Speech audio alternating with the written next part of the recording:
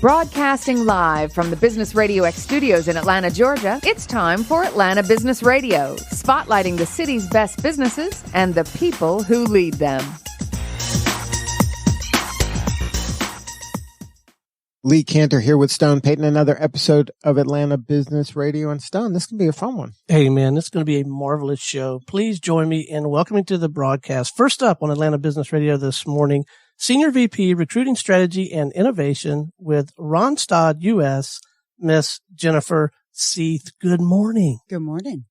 Well, Jennifer, before we get too far into things, tell us kind of a big picture view of Randstad. How are you serving folks? Oh, goodness. Randstad is the world's largest staffing company.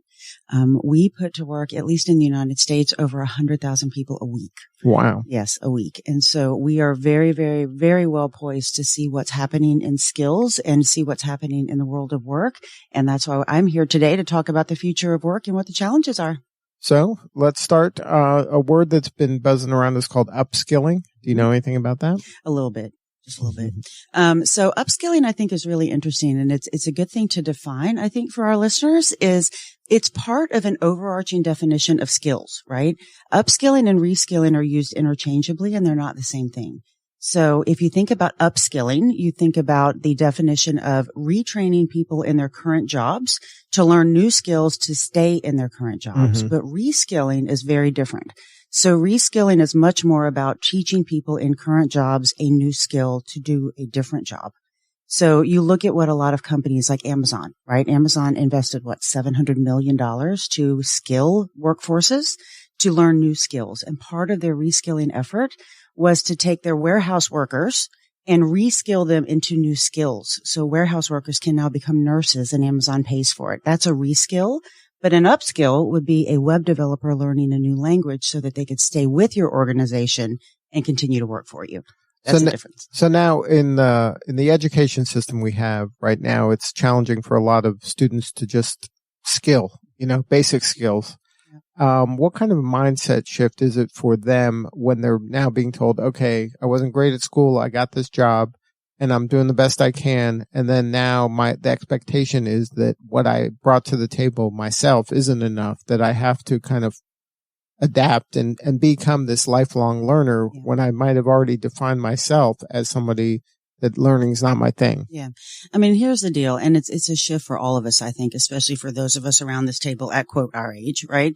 We have to become lifelong learners. And what you look at now is that the World Economic Forum just basically said 42% of the core skills that we're using now in our jobs today are not going to be the skills that are going to be needed in 2022. So if the vast majority of the skills we're using today aren't going to be around, we have to learn constantly. And what we're finding is that soft skills are becoming more important. And so I think— So let's define some terms, like what are soft skills? Yep. So adaptability, communication, collaboration, teamwork, believe it or not, punctuality, showing up for work on time is a soft skill. Those sorts of things, customer service, being able to work with people is a really big deal. And so if any of you are parents, we talk about, we push our kids to go to STEM programs and learn all of these hard skills.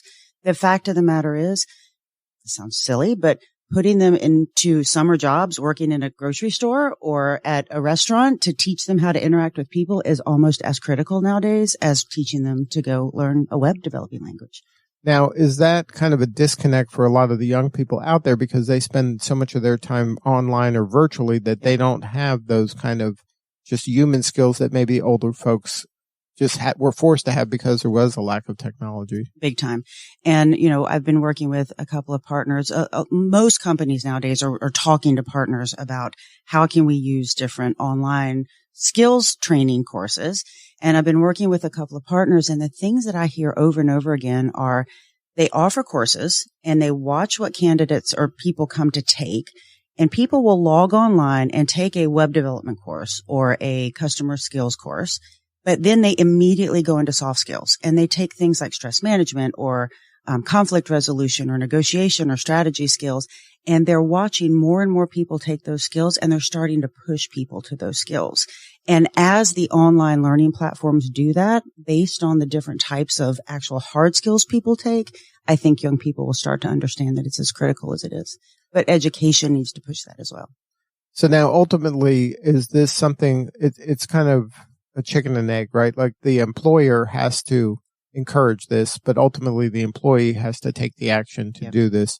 So how do they meet in the middle? Yeah, that's really the hardest part right now is employees are, I don't want to say lazy is not a nice word, but at the end of the day, employees have got to pay attention to what job they're in and what their long-term goal is. And they have got to look at the job that they're in and understand what it could become. And so they've got to understand that they have to continue to learn. And then companies have got to also figure out a way to keep them engaged. And it doesn't have to be expensive. I think that's a really big misnomer, is that people think about learning development as this multi-million-dollar thing. You know, Amazon spent $700 million. You don't have to spend that much money. You can have lunch and learns and webinars and things like that actually keep your employees engaged. And you have to meet in the middle, and you have to try to keep your employees engaged to understand the need of it. So now how does Randstad fit into this conversation? When you're working with the larger organizations, is this something that you offer, this kind of filling the gap to help get their people that they need ready for action? Or is it something that also you're helping the employees get trained up so they are ready to at least have a mindset shift so they can be open to this rapid change that's coming? Yeah, we're working towards that. I think most organizations are in sort of this middle area where we're working towards that. When you place as many people as we do, you really have to pay attention to certain areas and really have to prioritize, if you will. We're looking at the types of jobs our talent is in. We're looking at the way those jobs are shifting and working with our talent to figure out what are the most critical things they need to learn and figure out where they need to move. And as we prioritize some of those talent types, then we'll work to help skill those talent types into new roles. But when you think about the most critical areas like data and analysis and healthcare and engineering and even, welding and manufacturing skills, those are the areas that we'll focus on. Now, is there any effort being done to have some of this kind of thinking trickle down into the public school systems to get the kids when they're younger and before they maybe have some bad habits or lowered expectations? Is there anything happening to help a curriculum understand where these are the challenges that are happening today in real time? And a lot of times the schools aren't kind of leaders in this instance of getting people prepared for the future that lies ahead, that they're using techniques that may have been effective, decades ago. There are a lot of gaps between education and government. There just really are. And there are a lot of organizations like ourselves, who are partnering with the World Economic Forum and a lot of other global organizations from a public policy perspective that are going to a lot of these meetings to talk through those issues. What you find now is a lot of big organizations taking it upon themselves to do this. Right. Because this is life or death. It is. They can't wait. They got to solve these problems today. It is. And that's why you see companies like Amazon and Salesforce and people like that just investing the money themselves. I'm going to grow my own people. Because they're not doing it with the government. Right. So there's a big push on the part of organizations to push government to do something. But as you can imagine, it's not a small or in complex. Right. And they don't move as fast as these businesses need them to move. No, not even close. Now, from your standpoint, are you bullish from the young people that you're working with in these organizations, or you think, is this a problem that is solvable, or is this just kind of a bridge too far? I think it's solvable. I think it has got to start from the ground level up. I think organizations can only do so much. And at the end of the day, some organizations there will always be a line between altruism and business, right? And so there is a need to do the right thing. There is also a need to continue to drive your business forward. And so at the end of the day, education systems and governments do need to come together to make a difference. Mm-hmm. And if business has to drive them to make that difference, then that's what we have to do. And so my hope is that businesses like ourselves will continue to push those agendas and initiatives forward so that it can be solvable, but more quickly. And I think the World Economic Forum and OECD and some of those larger public policy initiatives are doing that. Now, what are some of the low-hanging fruit that organizations can do that don't have the budgets of an Amazon or Salesforce? Oh, yeah. That I think is fun. An organization I actually used to work for, they would bring in specialists from the outside. Like if you had a network of people who say, worked in product development or worked in, engineering or something, they would bring in outside speakers to just talk to people, lunch and learns, webinar series. investing small amounts of money into some of these online training courses. You look at Udemy or Coursera or some of these types of places where courses can be anything from $12 to $100. Mm-hmm. You can invest $100 in an employee with the hope that they'll redeploy for you, right? That's a small investment in a long-term gain that doesn't require you to go out and hire new talent. And so you can make small investments that can make a huge difference in your employees' lives in addition to your bottom line. Now, is this something that's only a big company problem, or is this trickle down to companies of all sizes? All sizes. And you think about web development, you think about anything digital, anything tech. I don't care, if you're a 5-person shop or a 10-person shop. A 5-person shop may even have higher attrition because those folks, like say you're a digital shop, may want to go to a larger company because of the benefits they provide. If you're not providing educational opportunities as a smaller organization, they're going to leave and go someplace where they are providing them. So you've got to provide growth in this. Well, I was talking to a CEO the other day, and his concern, he was hiring somebody, and they're a small firm, probably less than 10 employees. And they're like, I don't know if I can invest in a young person because I'm afraid they're going to leave. Like that's just part of their DNA. And I just can't afford to invest in a young person and train them to go to my competitor or somewhere else in the industry. Yep. Like that was, to him, it was black and white. That was simple. I have to hire an older person. Yeah. And that you hear that a lot, but you also need to think about it's almost a build versus buy scenario. If you have an organization of people who have really good soft skills that are willing to learn, you can train internally. So you can train somebody who has communication and teamwork and all of those things to learn to code easier than you can somebody who has great coding skills to learn to be a great team member, right? So you could literally train your own internal workforce sometimes easier. Now, for you and at Randstad, how are you working with these enterprise companies, or that I would assume that's where you spend a lot of your time is with companies of a certain size. Yeah. So now what does an engagement look like if you're trying to help them with this upskilling challenge? Well, a couple of different things. It depends on the line of business. So when it comes to things like manufacturing, we're working with some of our customers to say, okay, you have a large manufacturing base and you always need people in your plants, for example. You'll always need, picker packers or forklift operators. And this is not a funny joke, but the world is not breeding forklift operators, right?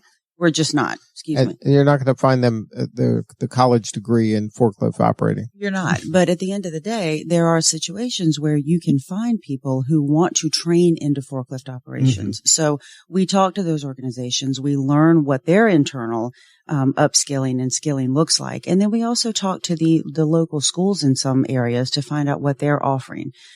We have some veterans initiatives for apprenticeship programs that are really exciting around coding and veterans that are coming out of the service.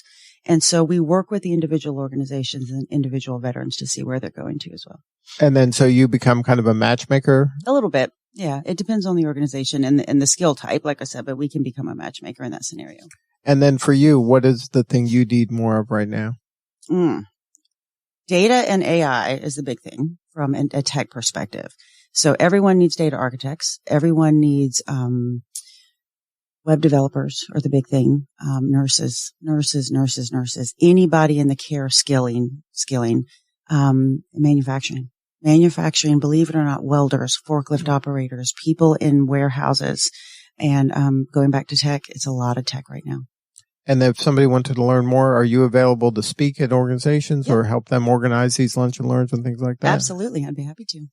And then if they want to get a hold of you, what's the best coordinates of Randstad and maybe connect with you personally? Yeah, sure. My email address is easy. Well, actually, it's hard. It's well, this is the first skill they have to master. This is a skill you have to master. You have to learn to memorize. Did you say it? Okay, yeah. So my email address is Jennifer with 2 N's .seith @randstadusa.com. Or I can give you my phone number, which is also easy, which is 312-206-7354. And I'd be happy to chat. And the website for Randstad is www.randstadusa.com. Good stuff. Well, thank you so much for sharing your story today, Jennifer. Thank you for having me. Hey, stay with us for a little bit. We're going to visit with one more guest, okay? All right. Next up on Atlanta Business Radio, Lee, we have with us co-author with The Success Cadence, Unleash Your Organization's Rapid Growth Culture, Mr. Bart Fanelli. Good morning, sir. Good morning. How is everybody? Hey, doing well, man. What'd you learn in that last segment?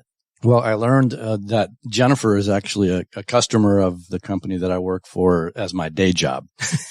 Is that right? Yes, that's correct. So Randstad and OutSystems have a relationship out of the Netherlands. So we're a low-code software development platform, and we actually do upskilling and reskilling in across the globe to help people be more successful in their careers. So there's some synergy here. There you go. Yeah, absolutely. And tech is a big deal right now. So now, what compelled you to co-author this book? Well, so there's, I've been in tech my whole life, in tech leadership, globally, and had the good fortune of being with a rapid growth, company that we implemented many of the practices outlined in the book. It worked exceptionally well. And now, we have taken that on the road, and I'm also implementing it at the current organization that I run, with OutSystems.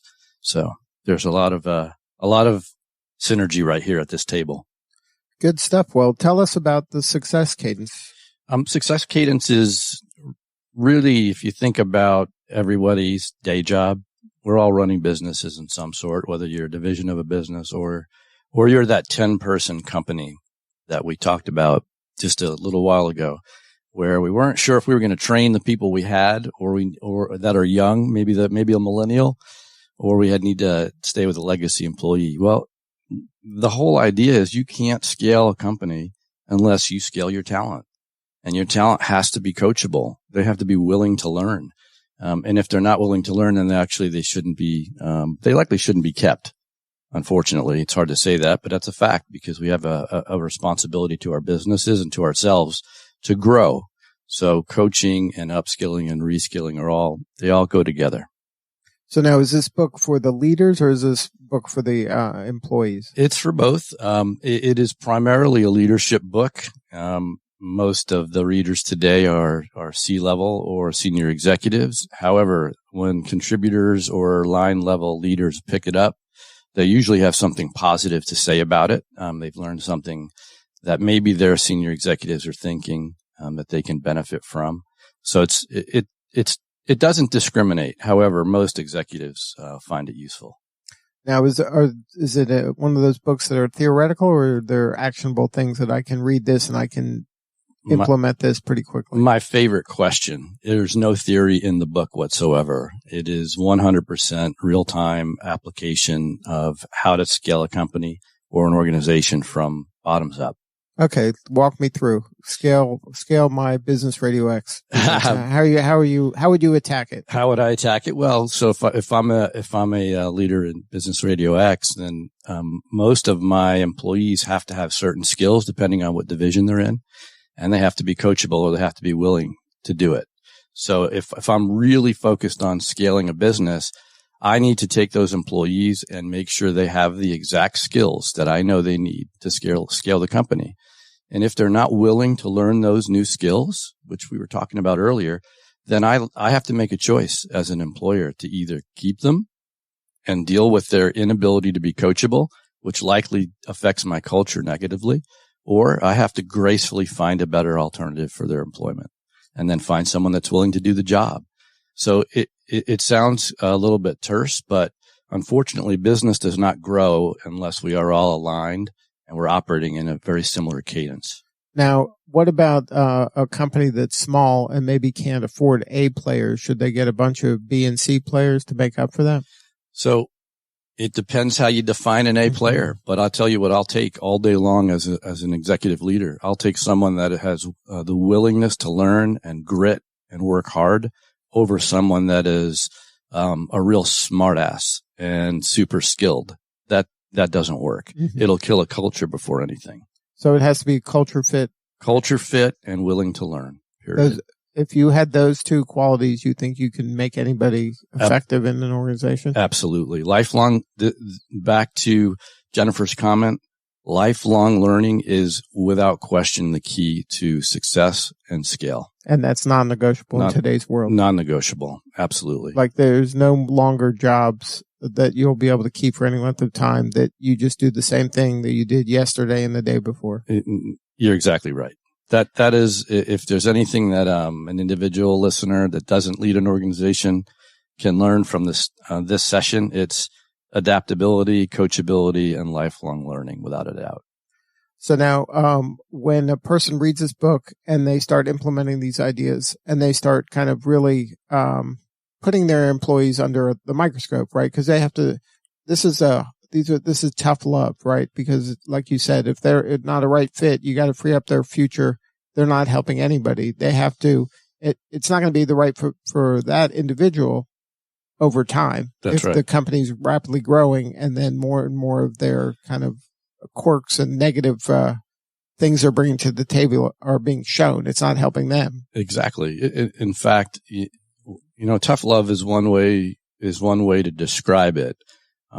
I think we're doing those that don't want to come on the journey, those that don't want to be coachable, a favor, and we're actually making their lives a little bit easier by letting them go home to their family and do something that they're maybe more well suited to do. Right. And if they're not coachable, let's not be coachable somewhere else. Well, or they're just not coachable in your situation. They could be perfectly coachable in another person's organization. Totally right. Yeah, that's exactly right.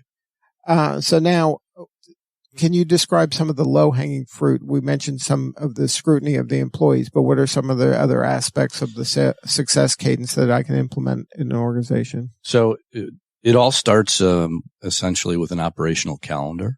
If you think about everything we have to do to run a business, it usually happens within a sequence, and it happens daily, it happens weekly, it happens monthly, and it happens quarterly. If I'm publicly traded, it happens quarterly 4 times a year, and then we're measured on it.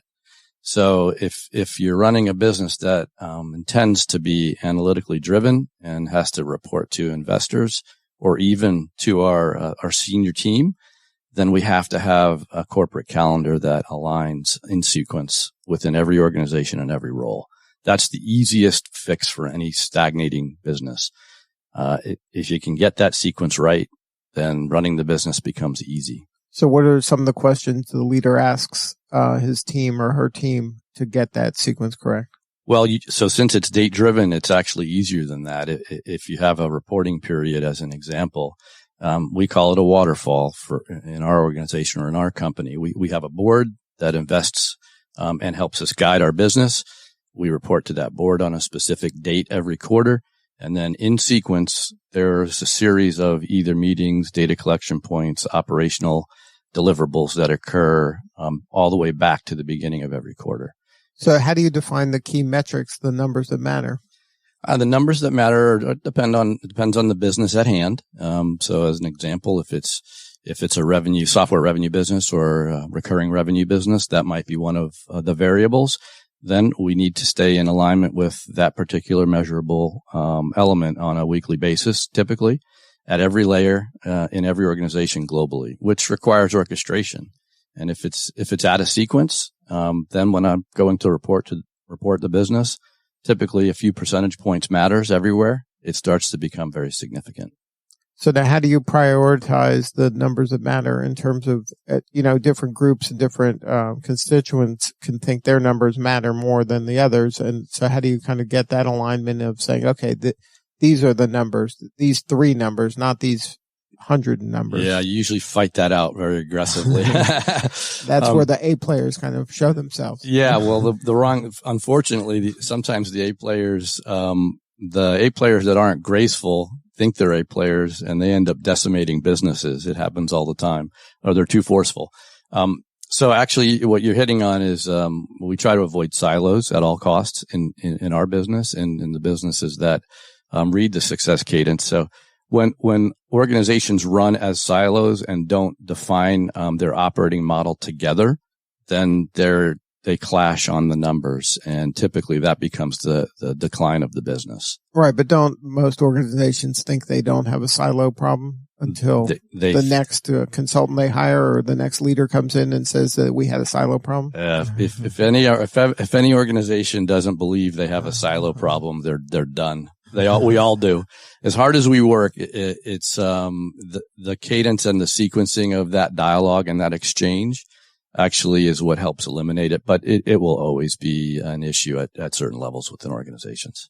Now, how do you help the organization that maybe is starting to get some traction and they're about to kind of get into that high growth mode where growth is happening fast and furiously and they can't hire fast enough? And, at one point you're hiring very strategically and then the people and you're friends of friends and you got some relationship. But when you're growing so quickly that people are coming on board, you have no idea who they were or where they came from. And all of a sudden the organization exploded. Like, how do you implement something this strategic into a fast moving ship like that? Yeah. Very, very good question. So I'll use software, high growth software as the example.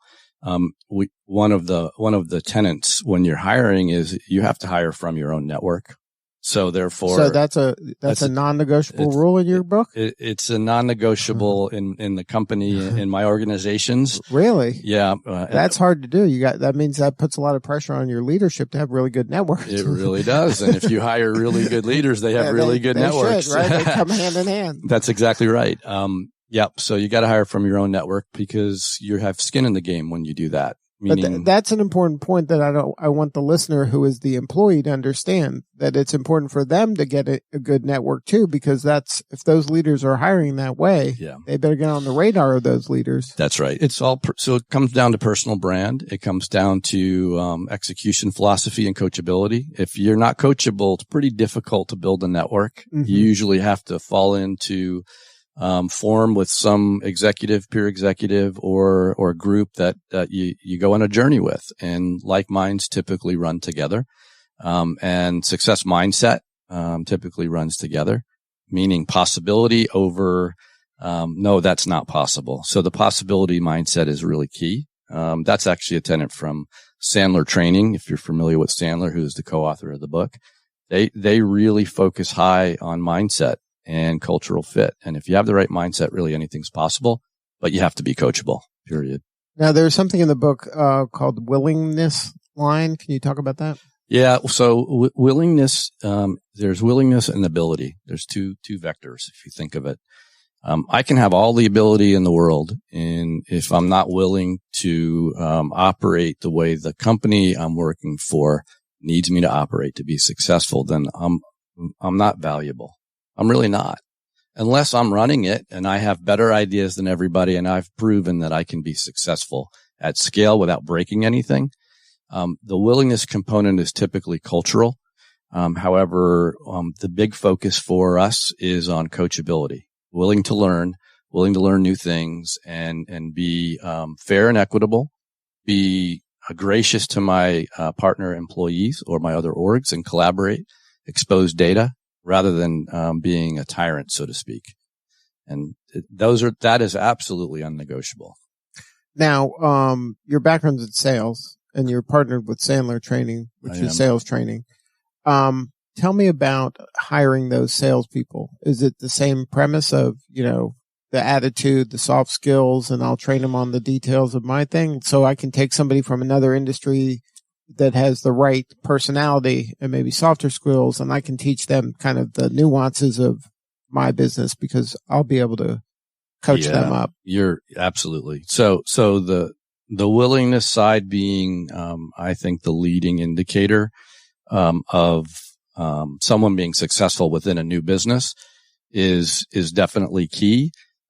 I suspect regardless of what industry you're in, you can bring someone that has the willingness to learn, the drive, the desire, and the grit, regardless of education, especially in sales. Now, when you say that, regardless whether they're a college graduate or not? Yeah, absolutely. Regardless. Does not matter. Well, you'll find, if you look at Amazon, Salesforce, Google, they've made it irrelevant for a degree to hire. Now, the level that you come in at is may be subject to your education, but if you're a salesperson and you're willing to grind from the bottom up, doesn't matter. There's really no limit. Now, can you share maybe a story that illustrates the success cadence in action that a company maybe grew or was able to be turned around? Well, not turned around, but I'll say the one that really spawned the idea for the book. So Splunk, which is probably one of the best, publicly traded, software companies out there right now. And joined it in 2010 under leadership of Tom Schodorf and Godfrey Sullivan, who was the CEO at the time. Tom ran the global field organization. And we built an operational model that helped the company grow at the time from roughly $50 million to $1.5 billion when I exited the business, about $800 million when Tom exited the business. It goes strong today. They're north of $2.5 billion and growing 40 to 50% a year. Unbelievable success story. And everything we learned about implementing an operational model and grooming salespeople and technical resources and leadership, in a form of discipline, meaning on a vector of either willing and able. That's the book. We based it on everything we learned. And then, so you broke it down into kind of bite-sized chunks that the person can implement. And then you mentioned the sequence is important. Yeah, absolutely. Yeah, it's broken down into bite-sized pieces, regardless of role that can be applied, regardless of industry. It just happens to be based on our high growth experience at Splunk. And then, I have a question about sales. Do you think that you can take anybody who's never sold before with the right attitude and train them to be an effective salesperson? Like, are salespeople born or made? Oh, they're made. There is no doubt in my mind. There's this misnomer that sales is like some magical art, and it is absolutely not. You have to be interpersonal, clearly, and you have to be able to connect with people. However, you can learn and master selling without question, regardless of your industry. And it is unique in every industry, by the way. There are different levels of skills to selling that are required depending on the business that you're in. So as long as you have a foundational ability to interact with people and you understand that selling is a method and there are unique things you have to learn, you can be a seller. Even if the method requires kind of these softer skills that require nuance and subtlety? That it isn't like go down a checklist of it's not it's not like an order taker. Oh God, no! Thank you for no checklists. It is nuanced, and you have to be able to go from what I'll say. There might be a black and white checklist of 6 things, but getting those things accomplished in an elegant way requires the ability to learn and interact and have soft skills like Jennifer mentioned. So you think that's trainable? That's absolutely trainable. Absolutely. Yeah, absolutely. Good stuff. Look at me. Look at you. Go ahead. I think, can he be trained is the question. I don't know. I'm pretty sure. That's my book is called Untrainable. You're asking good questions. You're obviously trainable. Yeah, I do believe that it is. But it's a mindset. If you're not willing to learn things like that, there's no way. Mm-hmm. Closed mindset, possibilities mindset. Right. Well, that seems to be the heart of this. You have to get the right people, or else the organization's not going to be successful over time. I'll tell you, you can have the greatest product in the world. It will not sell itself. In fact, the wrong people will crush your business in a heartbeat. So now if somebody wanted to learn more, is there a consultancy built around this, or is this book by itself? No, Sandler.com. David Matson's the CEO. I've known and worked closely with David for a really long time. Mm-hmm. He's a co-author of the book. Tom Schodorf is a co-author, and Bart Fanelli. I'm the third. And then, so the book is a kind of a roadmap to implement for any organization, but high growth especially. If you want to grow, this is the book. It's the book. Yep. If you're into hyper growth, it's the only way to do it repeatably with predictability, and do it in a graceful way. Now, if somebody wanted to get their hands on it, where can they find it? Amazon.com or Sandler.com. And then for you, if they want to get a hold of you, what's the best way to get a hold of you? Through LinkedIn or bart.fanelli at outsystems.com. I am a working executive with OutSystems. However, I'll turn you on to the right people at Sandler, and or you can hire me for your board. There you go. Well, Bart, thank you so much for sharing your story, and best of luck with the book. Thank you so much. The Success Cadence. Unleash your organization's rapid growth culture. Find it at Amazon. Thanks, Bart. Thank you. All right, this is Lee Cantor for Stone Payton. We will see you all next time on Atlanta Business Radio.